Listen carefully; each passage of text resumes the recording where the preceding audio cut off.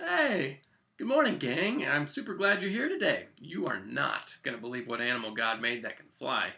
Okay, more like glide in the air, sometimes as high as 4 feet in the air and for up to 655 feet. That's longer than 2 football fields.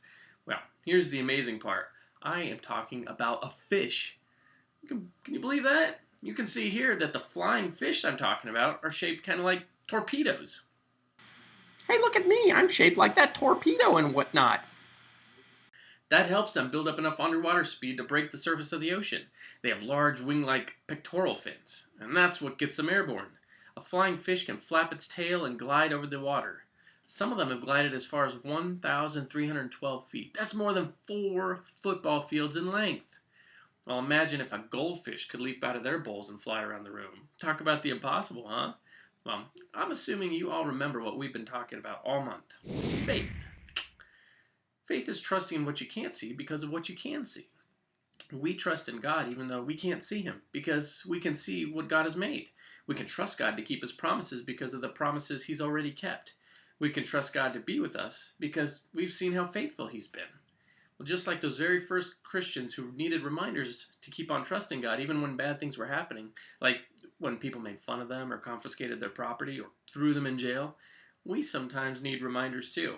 That's why we've been talking about Abraham and his great grandson Joseph and their strong faith in God. Remember last week we talked about how Joseph kept on trusting God even when bad things happened, and how he eventually became the second in command in Egypt.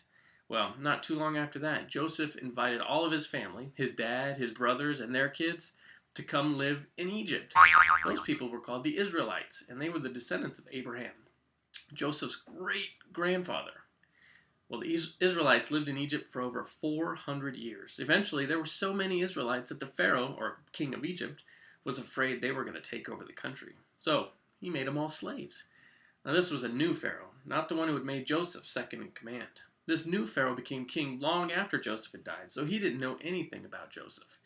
And this was bad for the Israelites. They didn't want to be slaves. Who would? So God sent someone to lead the Israelites out of slavery in Egypt. Who did God send? A man named Moses. And I'm going to let your leaders tell you all about what God did through Moses. Well, I will see you guys later.